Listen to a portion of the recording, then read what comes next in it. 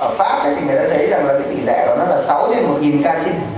Soit vous avez des anomalies au niveau des reins, soit vous avez des anomalies au niveau des voies urinaires. Và người ta chia rằng là cái bệnh lý của thận và bệnh lý của cái đường dẫn nước tiểu, hay có bao gồm những cái thứ còn lại, ví dụ như là niệu quản hay niệu đạo. Mais vous voyez que ces anomalies urinaires, ce n'est pas obligatoirement anodin, parce que c'est vrai que le plus souvent elles sont isolées, mais ça peut rentrer dans le cadre d'une malformation urogénitale, ça peut être un élément d'un syndrome polymalformatif, et ça peut être un signe d'appel d'une anomalie chromosomique. Nếu mà chúng ta phát hiện ra bất thường thì dù nhỏ thôi, nhưng mà cũng không được chủ quan, chúng ta vẫn phải hội chẩn liên viện.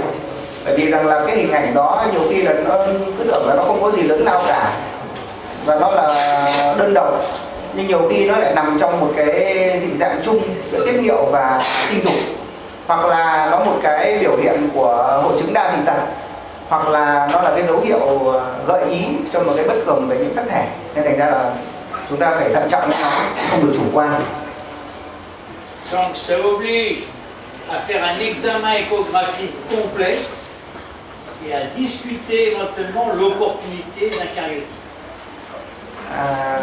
Nếu mà chúng ta gặp một cái bất thường như thế thì cái việc đầu tiên phải làm sẽ là chúng ta phải là tiến hành siêu âm tổng thể để tìm ra những cái bất thường khác, và sau đó là chúng ta phải thảo luận hội chẩn liên viện để xem là chúng ta có phải định cariotype cho cái thai này không. Donc on va définir ce qu'on appelle des uropathies non obstructives. Vous voyez que ça touche essentiellement les anomalies du rein et de la vessie. Et puis les uropathies obstructives, c'est-à-dire les pathologies de l'arbre urinaire. Thì bây giờ ông sẽ chia ra làm hai bệnh lý. Thứ nhất là bệnh lý là không do tắc nghẽn và bệnh lý tắc nghẽn. Alors, dans la pathologie du parenchyme rénal, vous avez d'abord les reins hyperéchogènes bilatéraux. Đầu tiên thì là thận tăng âm, trên siêu âm thì có tăng âm nhu mô thận cả hai bên. Ces groupes des polykystoses rénales, thì nó nằm trong cái nhóm bệnh lý thận đa nang, avec un risque de récidive soit de 25%, soit de 50% en fonction du type. Và 50% thì là có thể là nó là cái bệnh lý gây do gen nằm trên nhiễm sắc thể thường, và 50% còn lại là do gen nằm trên bệnh nhiễm sắc thể trội, nghĩa là bệnh lý gen trội hay là gen lặng, có hai thể. Et on peut avoir des reins hyperéchogènes bilatéraux dans un certain nombre d'autres syndromes, et il faudra demander un conseil génétique. Nếu mà là thận tăng âm hai bên ấy, thì ngoài cái nhóm bệnh thận đa nang ra ấy, thì nó còn có thể là nằm trong những cái hội chứng khác, mà trong trường hợp này thì chúng ta phải hội chẩn liên viện. Vous voyez, la polykystose, il y a deux, c'est soit autosomique récurrence 25%, c'est deux gros reins polykystiques et une fibrose hépatoportale. Đây là cái bệnh lý thận đa nang mà gọi là tuổi trẻ, thì là cái tỷ lệ mắc thì hiếm thôi, 1 trên 40.000. Nhân tiện đây thì nói rằng là cái bệnh lý thận đa nang tuổi trẻ ấy, thì nó xếp vào độ Porter. Cái Porter thì là nó phân độ dành cho thận đa nang thì cũng có 4 Porter. Thì đối với lại cái bệnh lý thận đa nang tuổi trẻ thì nó xếp vào Porter 3. Và trong trường hợp này tỷ lệ mắc là 1 trên 40.000. Nó nằm trên nhiễm sắc thể thường, và cái tỷ lệ tái phát là 25%. Bởi vì nếu mà vẽ theo cái cây di truyền ra thì chúng ta sẽ thấy ngay là một cái gen trội dị hợp tử nằm trên nhiễm sắc thể thường thì có khả năng lây truyền cho thế hệ sau là 25%.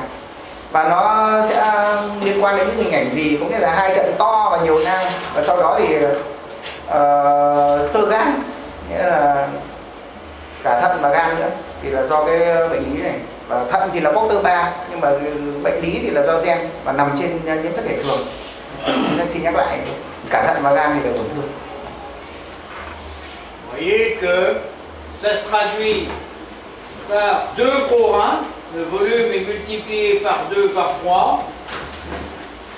Il y a c'est une hyperéchogénécité du parenchyme rénal, pas de différenciation corticomédulaire, un oligoamniose sévère puisque les reins ne fonctionnent pas, et l'absence de vessie visible. Thì đối với cái trường hợp này ấy, thì mà trên siêu âm mà nói chúng ta có thể thấy những hình ảnh sau. Thứ nhất là thận nó to mà tăng âm, mà thận nó kích cỡ nó to gấp 2 gấp 3 lần bình thường, choáng hết cả cái vùng đấy và tăng âm lắm. Và nhưng đi kèm với tăng âm đấy là nó tăng âm toàn bộ luôn, chả nhìn thấy là cái cấu trúc giảm âm đâu, chả nhìn thấy là tháp Mann đâu, không nhìn thấy cột bét tanh đâu, không còn biến hóa tủy vỏ nữa.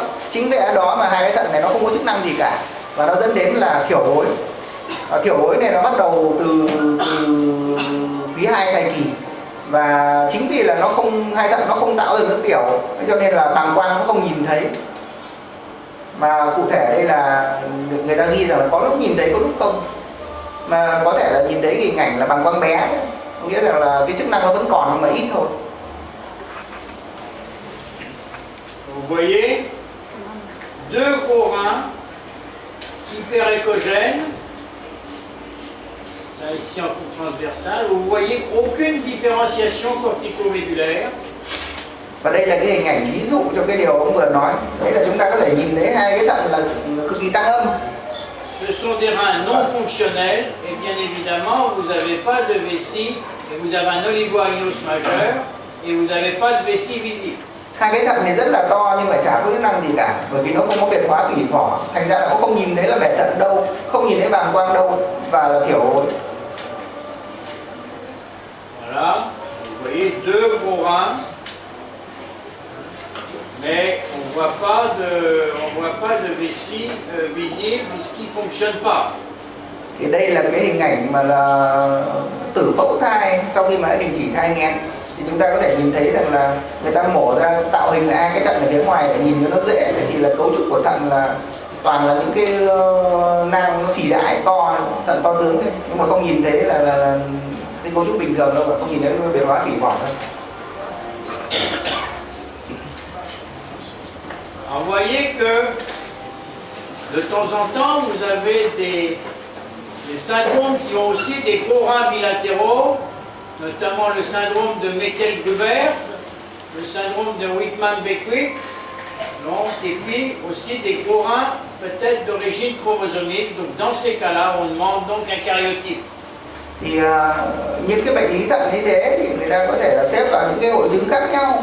Cụ thể là nếu hai thận to và tăng âm ấy thì có thể là Meckel-Gruber hay là Wiedemann-Beckwith, hay là nó là cái dấu hiệu của một cái bệnh lý liên quan đến nhiễm sắc thể. Trong trường hợp này nếu mà nghi ngờ thì chúng ta cứ phải là làm chọc ối là nhiễm sắc thể đầu thai nhi cho nó chắc ăn, hoặc là làm cái gì đấy. Đúng rồi, quý 2 rồi chọc ối.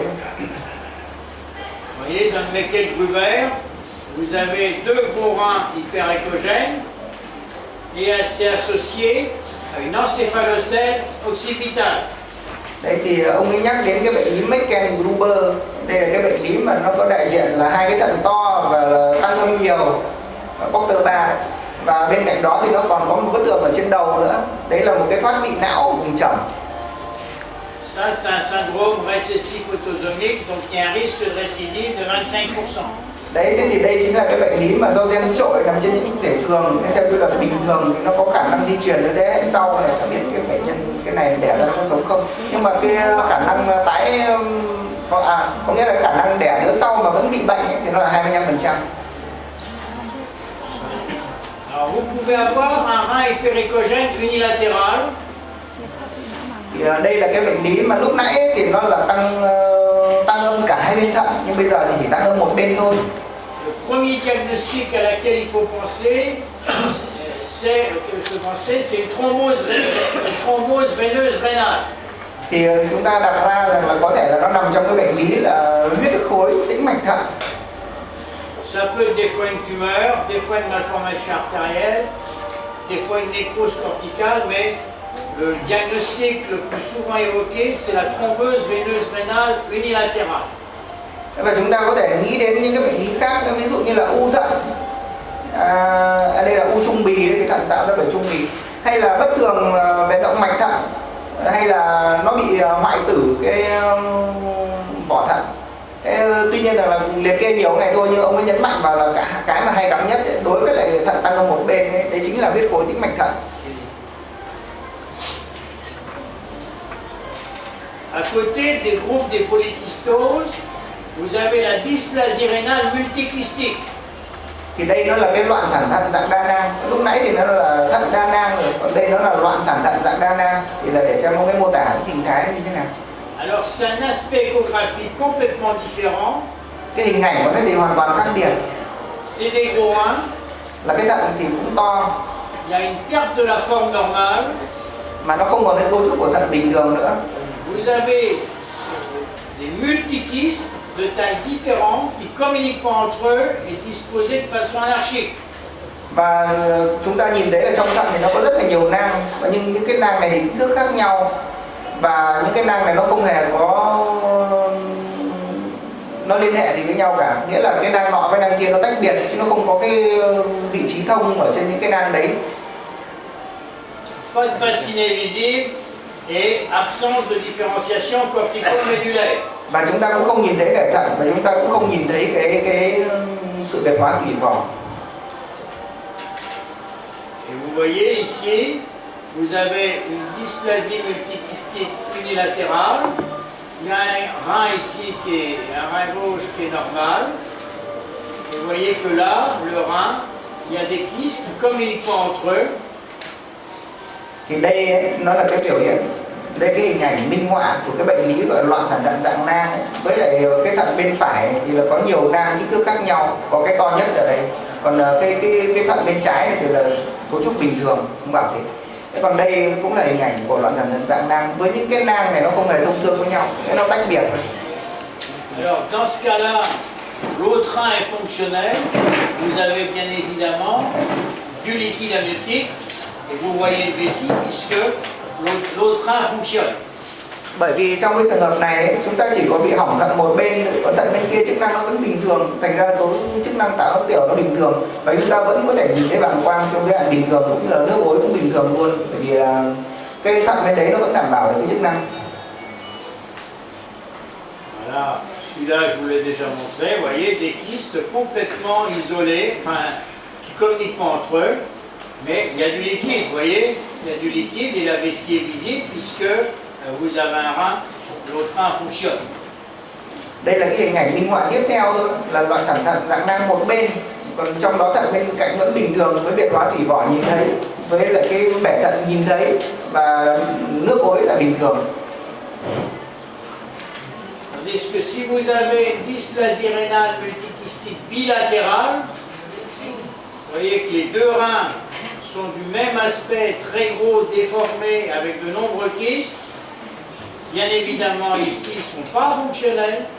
Vous avez un ananiose, c'est-à-dire absence de liquide amniotique, et vous avez non-visualisation de la vessie. Còn cái trong trường hợp không may ấy, mà là thận lại loạn sản thận dạng nang cả hai bên ấy, chúng ta nhìn thấy rằng là hai bên này thận to và cấu trúc thì là toàn là những cái nang kích thước khác nhau.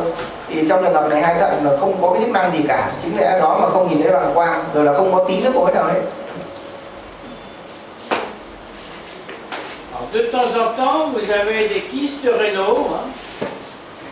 Soit un kyste rénal unilatéral isolé, et par contre, il faut faire attention, et c'est difficile, parce que vous pouvez avoir des kystes qui sont associés à des syndromes malformatifs d'origine génétique, et il faudra demander un avis génétique.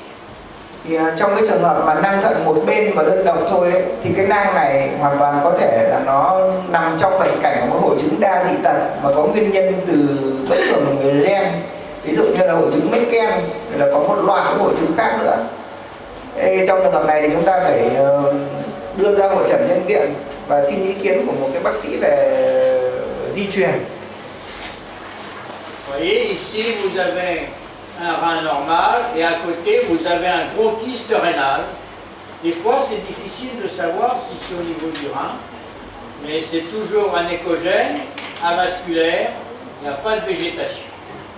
Thì đây là cái trường hợp mà ông ấy vừa nói đến đấy, có nghĩa là đây là cái thận lành này, còn bên này thì là một cái nang lớn choán toàn bộ cái vùng thận đấy, và chả nhìn thấy cấu trúc thận bình thường. Ở bên trong thì nó hoàn toàn là chống âm và không có những cái nhú ở trong này. Thế thì đây là một cái cấu trúc mà chúng ta có thể nghĩ rằng là nó là một cái thận loạn sản thận.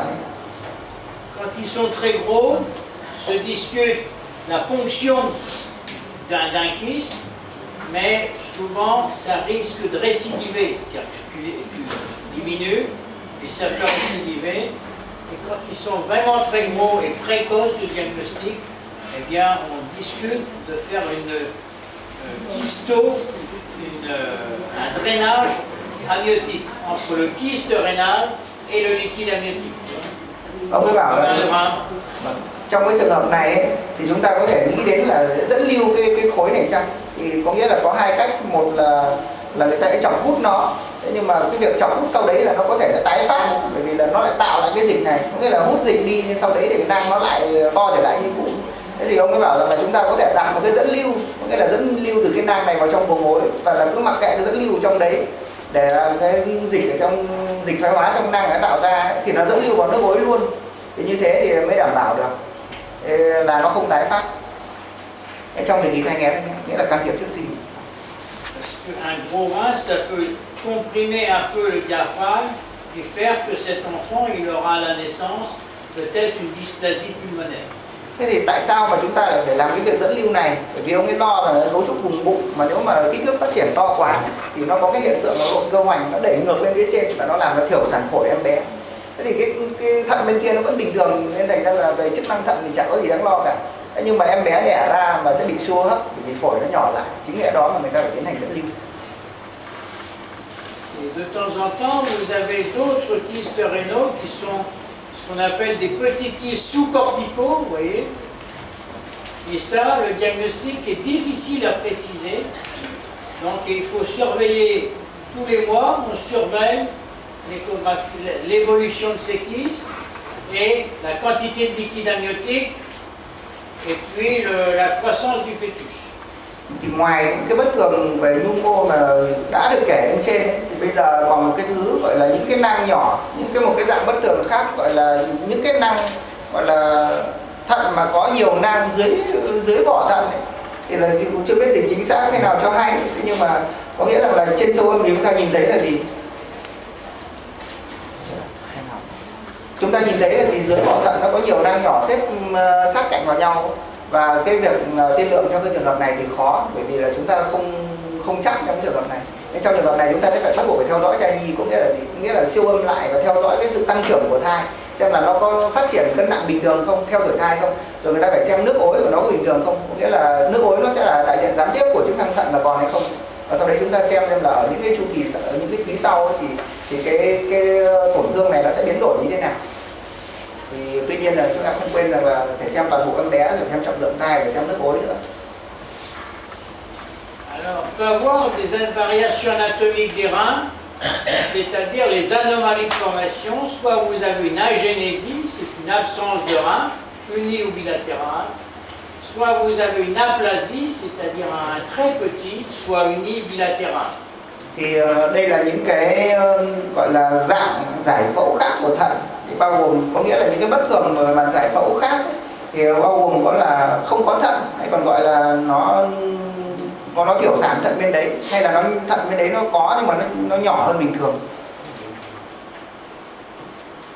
Si vous avez une agénésie rénale bilatérale, le diagnostic anténatal est facile puisque vous avez un anamios, impossibilité de voir les images, les reins dans les loges rénales, pas d'image vésicale, absence des artères rénales ou Doppler couleur, et puis on voit bien le muscle psoas et les surrénales qui sont plus grosses. Thì xin lỗi các anh chị, đây có nghĩa là bất sản thận đúng hơn, có nghĩa là không có thận. Đối với cái chẩn đoán bất sản thận này thì nó không có gì là khó cả. Đại diện trên siêu âm là gì? Thứ nhất là hình ảnh là thiểu ối nặng hoặc là vô ối, nó không thể nhìn thấy cái hình ảnh bình thường của thận, hay còn gọi là hố thận rỗng. Rồi là không nhìn thấy hình ảnh của bàng quang, rồi không nhìn thấy phổ màu Doppler bình thường của động mạch thận. Rồi là chúng ta nhìn thấy ở cái vị trí hố thận đấy là nó chỉ có cơ thắt lưng chậu mà thôi. Thế rồi là chúng ta có thể nhìn thấy rằng là gì, là cái cấu trúc thượng thận nên là nó phì đại, nó to hơn bình thường. Trong cái hố thận thì không có thận nữa nên thành ra là cái tuyến thượng thận nó phì đại lên và chúng ta chỉ nhìn thấy có tuyến thượng thận thôi.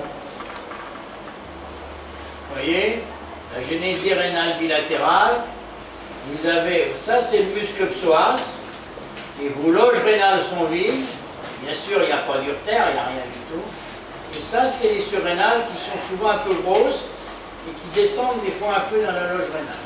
Thì đây là cái hình ảnh tử tiết thai sau khi đã đình chỉ thai nghén. Chúng ta nhìn thấy số 1 ở đây nó gọi là cơ thắt lưng chậu, số 2 nó là cái tuyến thượng thận phì đại và nó đã phát triển về phía bên dưới vào cái vị trí hố thận có dấu hỏi trống đấy, làm trống rỗng không có thận đâu cả. Donc c'est incompatible bien sûr avec la vie puisque on ne peut pas vivre sans rein. Thì cái tỷ lệ mắc của nó là 1/3000 và nó với những trường hợp như này thì em bé đẻ ra là không thể sống được. Alors quand vous avez une agénésie rénale unilatérale, vous voyez que vous voyez le psoas, mais en face vous n'avez pas de rein. Vous avez la surrénale et au Doppler vous voyez qu'il manque un rein. Thì đây là cái trường hợp mà bất sản thận một bên, thì là một bên chúng ta không nhìn thấy thận đâu. Với lại cái cấu trúc ở đây là không phải là thận. Và trên siêu âm Doppler thì chúng ta nhìn thấy rằng là chỉ có một cái mạch máu đi vào cái thận bên kia thôi, cái thận lành thôi. Còn cái bên thận mà bị mất ấy, bất sản ấy, thì nó không có mạch máu. Souvent le rein unique est un peu augmenté de volume. Et puis surtout, il faut bien vérifier que quand vous ne voyez pas le rein dans la loge rénale, il n'est pas en position ectopique, c'est-à-dire dans le pelvis. Thế thì trong cái trường hợp này thì nhiều khi mình còn phải nghi ngờ rằng là hay là thận nó lạc chỗ, có thể nó không nằm ở đấy nhưng nó nằm trong ổ bụng, nó nằm trong tiểu cung thì sao?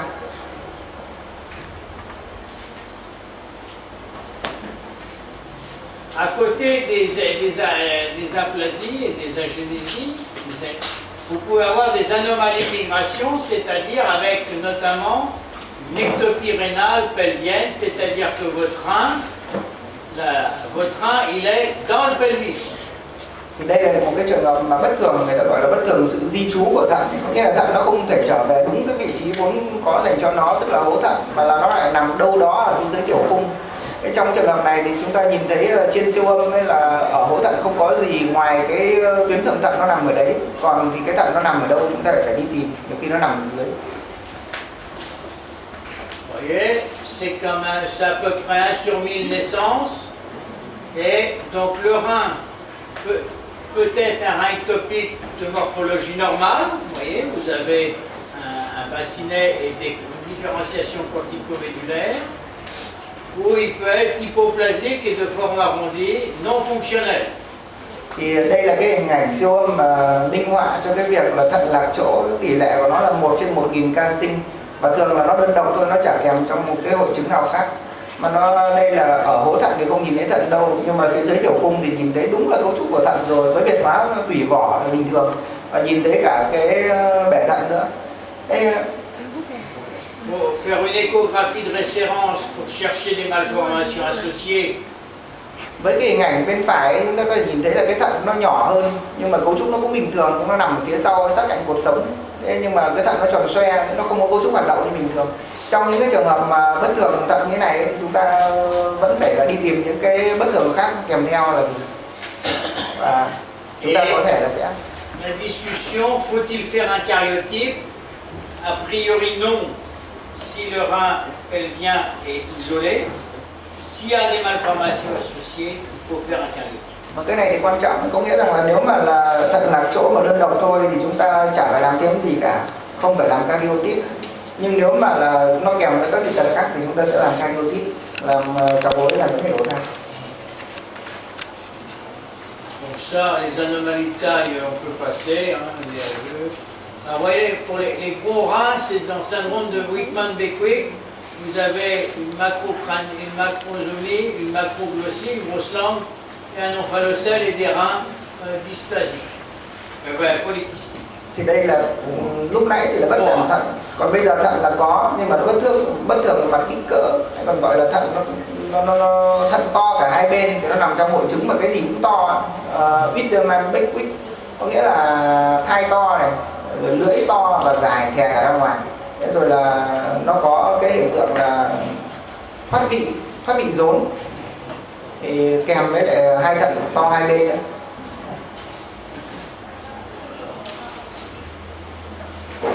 Voilà en ce qui concerne les reins.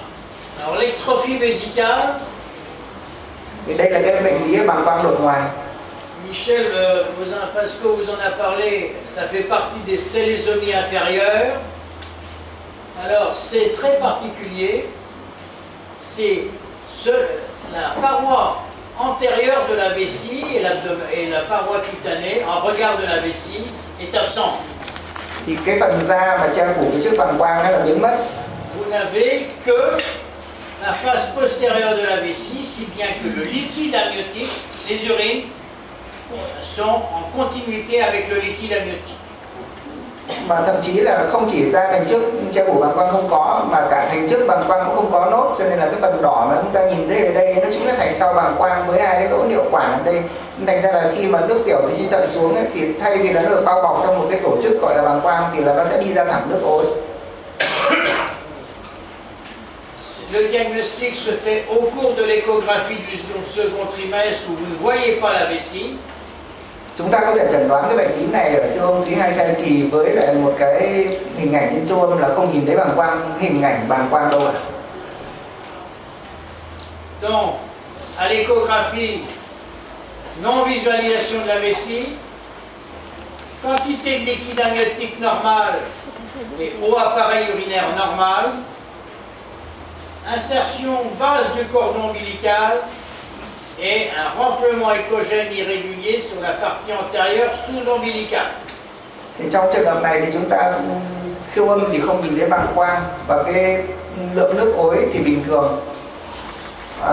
Cũng như là cái hệ tiết niệu trên bao gồm thận và tiểu quản là bình thường, nhưng mà là nhìn thấy bất thường ở cái vị trí bám của dây rốn vào thành bụng và với một cái hình ảnh là âm vang nó bất thường ở phần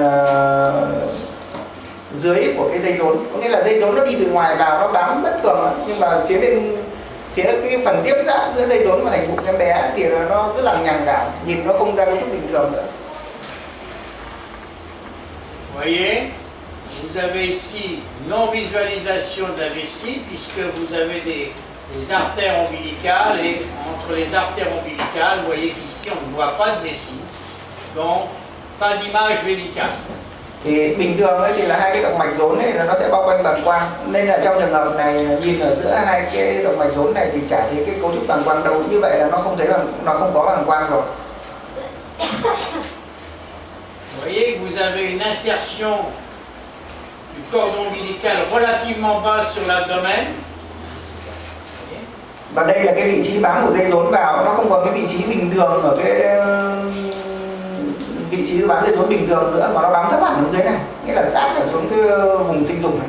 Normalement, vous voyez, il devrait être par là, et là il est beaucoup plus bas. Bình thường ấy nó phải bám vào đây cơ, mà bây giờ nó bám thấp hẳn xuống đây này. Et puis, vous voyez que vous avez la présence d'un renflement échogène et irrégulier sur la face antérieure ombilicale. Vous voyez que ce n'est pas régulier. Et donc, ça c'est une anomalie de la paroi ombilicale. Thì ở cái vùng da bụng ở phía trước cái vị trí mà đáng nhẽ là dành cho bàng quang ấy, chúng ta có thể nhìn thấy là cái cấu trúc mà có cái âm vang không bình thường ở vị trí này. Et ça correspond à la face postérieure de la vessie. Thì đấy nó chính là cái nó tăng âm một chút này, đấy là nó chính là cái niêm mạc thành sau của bàng quang đấy. Voyez, c'est la face postérieure de la vessie, c'est irrégulier. Đây là trên hình ảnh em bé đã đẻ ra rồi. Entre le cordon et le pubis. Còn đây là trên siêu âm, nghĩa là cái cấu trúc này nó nằm ngay trên xương mu ấy. Et puis vous avez également un diastasis de la symphyse pubienne, un écartement de la symphyse pubienne. Thì đây là cái trường hợp mà cái khe gọi là khớp mu ấy. Bình thường khớp mu nó phải liền vào nhau, nhưng mà đây là nó mở ra. Thì là cái đây gọi là cái trường hợp là bất sản của khớp mu này. Thành ra là trên siêu âm, đây là cái siêu âm 3D mà mốt xương ấy, thì người ta nhìn thấy rằng là cái vị trí, hai cái vị trí này là nơi dừng lại của cái xương mu ấy. Nó chỉ phát triển đến đây thôi, còn ở giữa này nó hở mát ra. Còn trên siêu âm thì đây, siêu âm 2D bình thường thì đây, còn đây là siêu âm 3D mốt xương. Nó giống như là giả lập cái hình ảnh của chụp X quang ấy. Chúng ta nhìn thấy là hai cái ngành bên xương mu nó dừng lại đây và chỗ này nó hở lại. Et vous avez surtout aussi les anomalies des organes génitaux externes. Et c'est souvent difficile d'affirmer le sexe du fœtus. Trong cái trường hợp này đối với lại cái bất thường hệ tiết niệu cơ quan sinh dục ngoài, có nghĩa là phần tiết niệu bên dưới như là bàng quang rồi là niệu đạo, thì chúng ta sẽ khó mà xác định được rằng là cái giới tính của em bé là gì. Chez les garçons, c'est un pénis court et large avec présence d'un epispadias. Bởi vì là trong cái trường hợp nếu mà đây là một em bé trai thì có thể nó đi kèm những cái dị tật của cái dương vật và bìu, ví dụ như là dương vật bé chẳng hạn. Chez les filles, c'est une bifidité clitoridienne souvent. Hoặc là đối với cái trường hợp em bé gái có thể nó là một cái phì đại của âm vật, nên thành ra là không phân biệt được giới tính. Vous voyez que bon là c'est un pénis court et large, hein, et puis avec un epispadias, hein, on voit bien que ça remonte, donc les anomalies sont un peu embêtantes. Đây là cái hình ảnh mà cái dương vật ngắn. Alors on demande parfois un cariotype fœtal tout simplement pour être sûr du sexe fœtal. Généralement il n'y a pas d'anomalie chromosomique. Mais comme on ne sait pas toujours très bien le sexe, on demande un cariotype pour savoir si c'est une fille ou si c'est un garçon, parce que c'est important. Et pour bien dire aux gens, quel type d'intervention on peut faire, mais c'est souvent des traitements chirurgicaux très difficiles, avec des complications ultérieures dans l'enfance et l'adolescence. Trong cái trường hợp bàng quang nội ngoài thì người ta nói chung rằng là nó ít khi là liên quan đến bất thường những cái vẻ lắm, nhưng mà ông ấy vẫn khuyên chúng ta nên làm cariotype làm để làm gì? Để mà xác định xem bất thường về cariotype về những cái thể hay không. Và cái thứ hai đấy, chúng ta phải xác định xem đây là em bé trai em bé gái. Nó không như Việt Nam chúng ta đâu là xác định trai gái để bỏ, nhưng mà đây người ta xác định trai gái để người ta xác định xem là cái phẫu thuật nhi ấy, người ta sẽ xem phải làm gì với em bé này. Bởi vì trong trường hợp là nếu mà đây là một em bé trai thì cái hướng phẫu thuật sau đấy tạo hình nó phải khác, với em bé gái thì phẫu thuật tạo hình sau em bé đẻ ra nó phải khác, bởi vì sinh dục và tiết niệu nó gần nhau, nó đi kèm với nhau.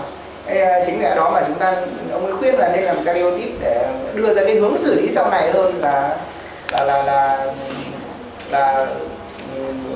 cho bố mẹ để em bé quyết định xem là giữ trai giữ gái.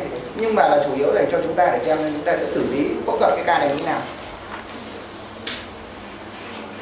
Et pour finir, le deuxième groupe, eh bien, c'est le groupe des uropathies obstructives, c'est-à-dire qu'il y a un obstacle à l'écoulement de l'urine sur le trajet, sur les voies urinaires. Lúc nãy thì nó là một cái bất thường mà không liên quan đến tắc nghẽn, bây giờ thì là bệnh lý của hệ dẫn tiết niệu mà là do tắc nghẽn. Et vous voyez qu'on va définir un syndrome d'obstruction sus-vésicale au-dessus de la vessie. Đây là nó có một cái tắc nghẽn nào đó ở phía trên bàng quang. Et sous-vésicale, et c'est le groupe des mégavessies. Và một cái loại thứ hai là nó có tắc nghẽn ở phía dưới bàng quang với đại diện là bàng quang to. Alors, dans la partie sus-vésicale, vous avez la pathologie de la jonction pyélo-urétérale.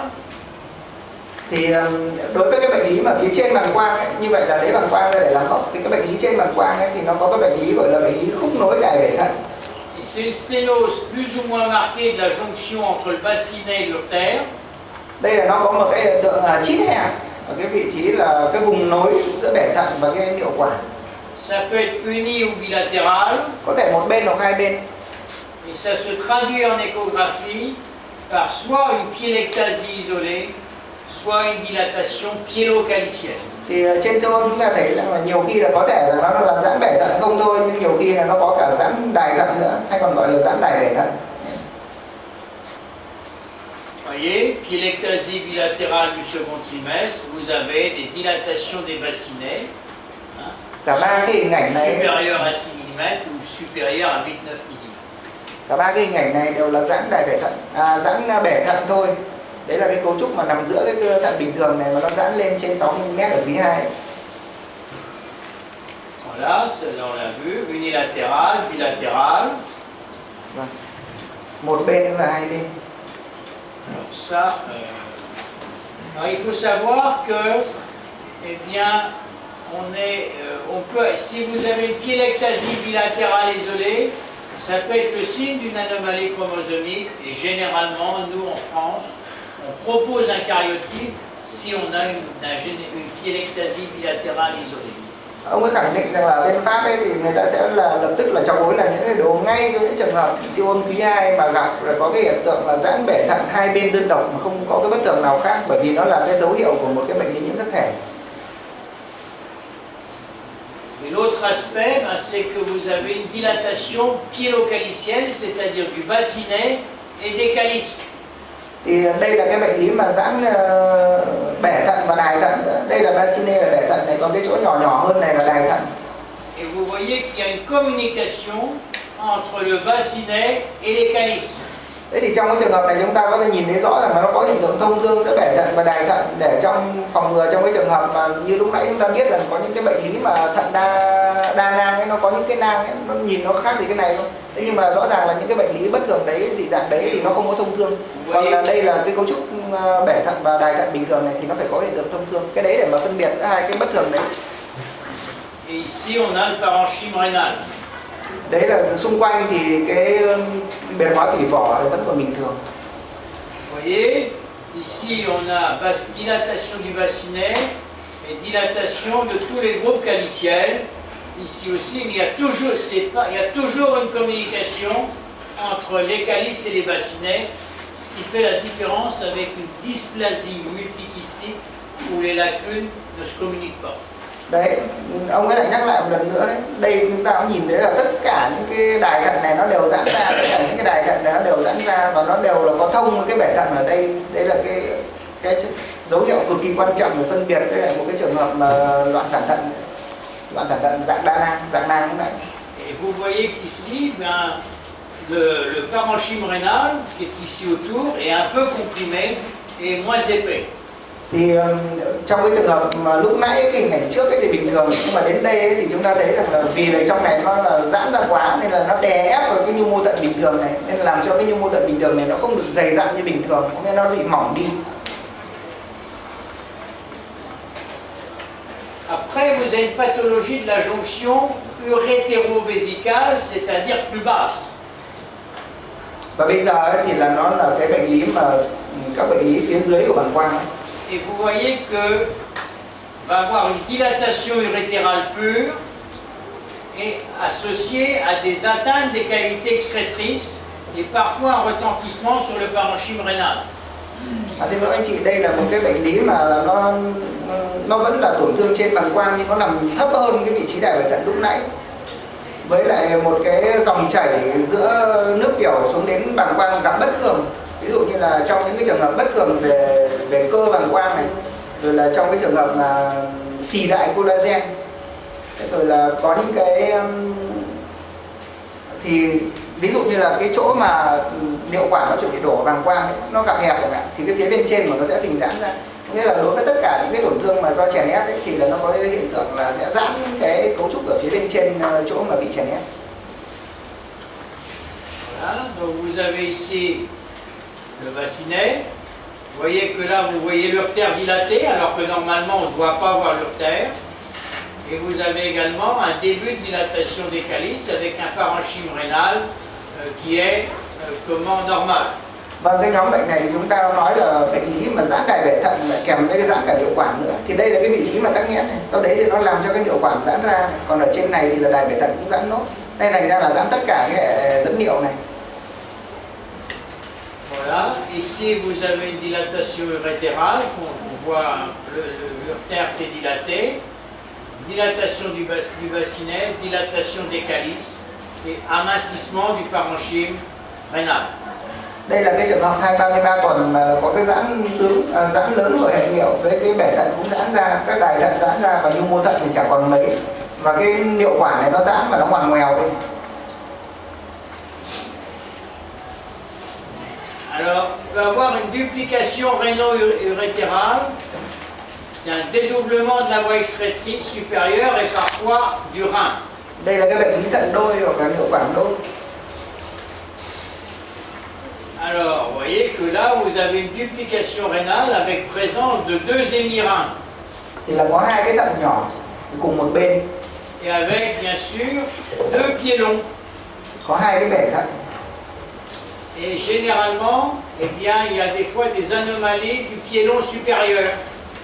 Đây là cái bệnh lý mà chúng ta nhìn thấy hai cái bẻ thận đây.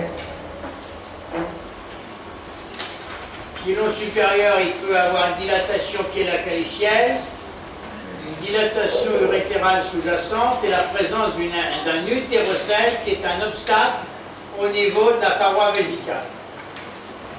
Thì trong cái trường hợp này chúng ta có thể nhìn thấy là giãn đại bể thận niệu quản này, xong rồi là giãn cái đây, giãn đại bể thận này, giãn niệu quản, rồi là đây là cái bệnh lý mà thoát vị niệu quản vào trong bàng quang, nghĩa là túi thừa niệu quản, xa lồi. Voilà, vous voyez qu'ici vous avez un pied-long inférieur, ici le pied-long supérieur, vous avez une dilatation du bassinet un petit peu, et avec aussi commencer les calices, le parenchyme rénal il est là. Trong trường hợp này thì cái cấu trúc của nhu mô thận vẫn bình thường với bể thận và đại thận đang giãn ra. Et dans ces cas-là, il y a un urétérocèle, c'est-à-dire une dilatation pseudo-kystique du trajet intravésical de l'urtère. Đây là cái bệnh lý xa lồi niệu quản ấy, thì nó biểu hiện bằng gì là bằng một cái hiện tượng giả nang mà nằm trong cái đường đi phía trong cơ bàng quang của niệu quản. Ça se voit surtout au niveau quand il y a la pathologie du pilon supérieur. Nó thường liên quan với lại một cái bất thường của nhóm đài trên của thận. Et le diagnostic est facile, c'est une image anéchogène circulaire ou oblongue intravésicale. Và thường là chúng ta nhìn thấy có một cái hình ảnh chống âm nằm ở phía trong bàng quang, nằm ngay cạnh thành bàng quang. Alors ça peut être petit comme ça, où vous avez votre vessie, puis il y a un petit rond avec une membrane fine ici. Hein. Ça, c'est un urétérocèle. Vâng, đây là cái xa lồi niệu quản này. Trong bàng quang này thì có cái phần niệu quản xa lồi, bàng quang, niệu quản xa lồi. Ça peut être des fois plus gros, vous voyez. Ici, avec une membrane, on en a vu un hier. Hier, vous avez, c'est hier qu'on a vu un. Ouais. Hier, on a vu un très bel urétérocèle comme ça sur une duplication rénale. Ngày hôm qua thì chúng ta nhìn thấy là có cái hình ảnh siêu âm xa lồi niệu quản này ở trên siêu âm chẩn đoán trước sinh. Đây có nhiều khi nó to tướng là chiếm đến nửa cái bàng quang. Alors vous voyez que quand c'est important, vous pouvez avoir une compression du col vésical, et si bien que vous allez avoir une dilatation piélo-urétérale bilatérale, puisque c'est un obstacle qui va vous retentir des deux côtés. Thì nhiều khi là trong trường hợp mà cái xa lồi niệu quản nó nằm sát cổ bàng quang ấy thì nó sẽ làm cho gọi là giãn đại bể thận niệu quản của cả hai bên. Bởi vì xa lồi niệu quản này nó một bên thôi, nhưng vì nó nằm sát cổ bàng quang nên nó chèn ép vào cái vị trí đổ của niệu quản phía bên đối diện vào bàng quang, thành ra nó làm cho cả hai bên đều giãn, mặc dù là nó chỉ có xa lồi một bên. Et puis les uropathies obstructives basses, eh bien c'est facile, le diagnostic est facile. Vous avez une mégavessie, vous avez un oligoamniose, voire un anamiose puisqu'il n'y a pas d'écoulement d'urine, et puis une dilatation pyélocalicienne bilatérale et des dilatations des urtères sous forme bilatérale également. Đây là cái bệnh lý mà tắc nghẽn đường niệu thấp ấy, thì chúng ta sẽ nhìn thấy là có một cái bàng quang to, và trong trường hợp này thì là không thấy hối hoặc là thiểu hối, và chúng ta sẽ nhìn thấy là khi bàng quang to rồi thì nó lại kèm với cả giãn đại bể thận hai bên nữa, và là giãn cả niệu quản nữa, với hình ảnh là có rất là nhiều những cái khối chấm chống âm nằm trong tiểu cung. Et ça c'est une mégavessie à 12 semaines. Đây là một cái bàng quang to ngay từ 12 tuần. Ça c'est une mégavessie un peu plus mégavessie avec une dilatation des urtères, vous voyez ici, et une dilatation piélo-calicienne, bassinet et les calices. Thì từ bàng quang rồi đến niệu quản rồi cho đến đại bể thận đều giãn ra, và nó có cái hình ảnh rất là nhiều khối chấm âm nhìn trông như cái tràng hạt, hình ảnh tràng hạt. Vous voyez qu'il y a des étiologies qui sont nombreuses, le diagnostic n'est pas facile. Celui à laquelle on pense qui est le plus fréquent, c'est les valves de l'urètre postérieur chez le garçon. Cái bệnh lý hay gặp nhất là van niệu đạo sau mà hay gặp ở trẻ trai. Et dans les valves de l'urètre postérieur, eh bien vous avez une dilatation de l'urètre proximal, vous voyez ici. Đây là cái bệnh lý đấy, cái hình ảnh của bệnh lý đấy với cái hiện tượng là giãn cái niệu đạo ở cái đoạn gần. C'est une image anéchogène qui prolonge la vessie vers le bas. nên là làm cho cái bàng quang nó rất là to lên với cái vị trí giãn của cái niệu đạo này.